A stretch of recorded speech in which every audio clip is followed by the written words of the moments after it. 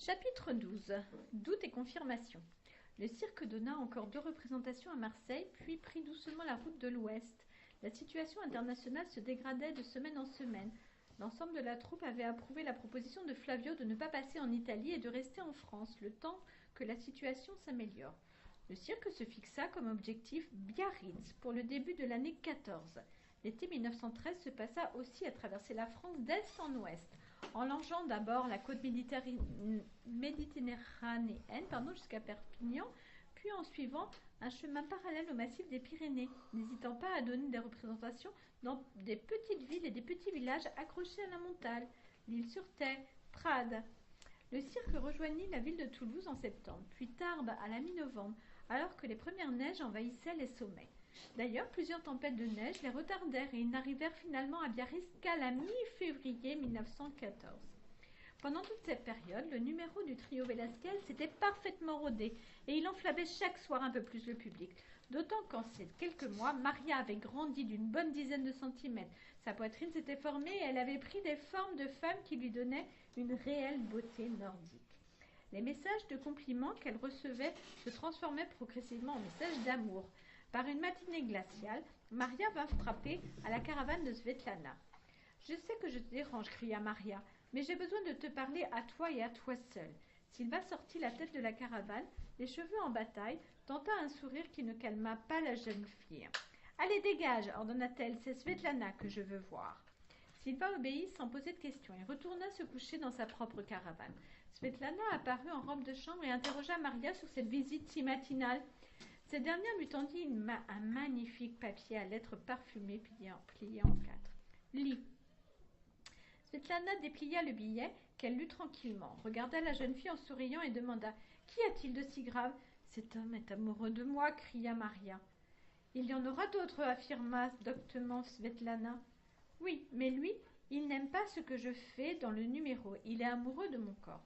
Sais-tu que c'est une chance d'être belle? C'en est une autre de plaire aux hommes. Tu as ces 2 qualités, ma fille. Tu ne peux pas imaginer ton bonheur. Tu es une femme, maintenant il faut te rendre à l'évidence. Mais je ne veux pas en devenir une. Tout allait bien jusqu'à présent. J'étais très heureuse comme ça. Et voilà que maintenant il y a des gens qui me regardent bizarrement. J'ai l'impression qu'ils me déshabillent avec leurs yeux. Ce que tu dis est sans doute vrai, et dans tous les hommes n'ont pas toujours la retenue nécessaire pour respecter la pudeur des femmes. Cependant, que tu le veuilles ou non, il va falloir que tu acceptes de grandir.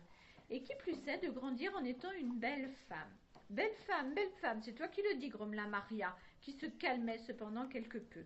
Tu n'as aucune idée de raison de t'inquiéter. Nous sommes toutes passées par là. Il est normal que tu te poses ce genre de questions. Et pour ta lettre, il y en aura bien d'autres. Mais celui-là, tu devrais lui répondre. Il a une très jolie écriture, fit malicieusement Svetlana. Sûrement pas, s'écria Maria en se levant. Elle prit quand même la peine de récupérer la lettre avant de quitter la roulotte. Elle était toujours pleine de doutes, mais bien moins en colère. Ces doutes continuèrent dans les semaines qui suivirent. Mais Svetlana s'attacha à la rassurer comme une mère. Les jumeaux étaient particulièrement inquiets des sautes d'humeur de Maria. Ils demandèrent des explications à la contorsionniste russe qui leur affirma qu'il n'y avait rien de grave, mais qu'en tant qu'homme, ils ne pouvaient pas comprendre. Cependant, Diego et Silva furent plus que jamais aux petits soins pour leur petite sœur Maria. Ce mal-être qui frappait Maria de temps à autre ne changeait pas sa volonté de réussir, et quelle que soit son humeur, fracassante ou joviale, dès qu'elle se mettait au travail, tant avec Svetlana qu'avec les jumeaux, les doutes disparaissaient pour laisser place à une véritable professionnelle d'une rigueur, d'une volonté, d'une ténacité de plus en plus hors du commun. C'est même Maria qui poussa les frères Velasquez à tenter de nouvelles acrobaties, toujours plus impressionnantes, mais aussi toujours plus risquées et difficiles. C'est ainsi que durant l'automne 1913, quelque part entre Agen et Bordeaux, la jeune fille proposa aux jumeaux de réaliser un salto entre les 2 trapèzes, figure gymnique qu'elle maîtrisait parfaitement au sol grâce au conseil éclairé de Svetlana. Dans un premier temps, sceptiques et réticents, les 2 Velasquez finirent par accepter devant l'insistance de l'adolescente. Il fallut plusieurs semaines de travail au trio pour qu'enfin, une fois, Maria parvienne à saisir les mains de son partenaire après avoir effectué un salto. Il fallut encore du temps pour réussir cette figure à tous les coups, d'autant que Maria se mit en tête d'enchaîner 2 saltos. Cela impliquait que les 2 porteurs devaient maîtriser tant le rythme pour donner l'élan suffisant à la rotation de la jeune fille que le tempo nécessaire à la réception. C'est dans la fraîcheur d'un soir bayonnais que fut présentée à un public enthousiaste cette figure. Le public fut enchanté et ovationna le trio Velasquez, qui avait dès lors un numéro de qualité exceptionnelle. Mais Maria débordait d'ambition. Elle voulait parvenir à un numéro unique au monde. À cette époque, comme des cirques américains présentaient un numéro semblable, elle voulait réaliser 2 rotations complètes avant de retomber dans les mains de ses partenaires. Mais cela impliquait une contrainte supplémentaire, éloigner les 2 trapèzes qui se trouvaient trop proches l'un de l'autre. Il fallut donc une nouvelle fois tout l'entêtement de l'adolescente pour parvenir à ses fins.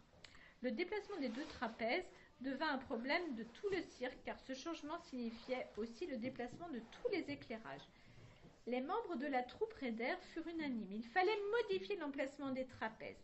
Maria avait réalisé tellement de progrès depuis son arrivée et montrait une telle volonté qu'elle réussirait cette nouvelle figure. Chacun en était sûr, et tout particulièrement Junior, qui utilisa beaucoup d'énergie pour aider Maria dans ce projet fou. Au printemps, les problèmes matériels étaient résolus.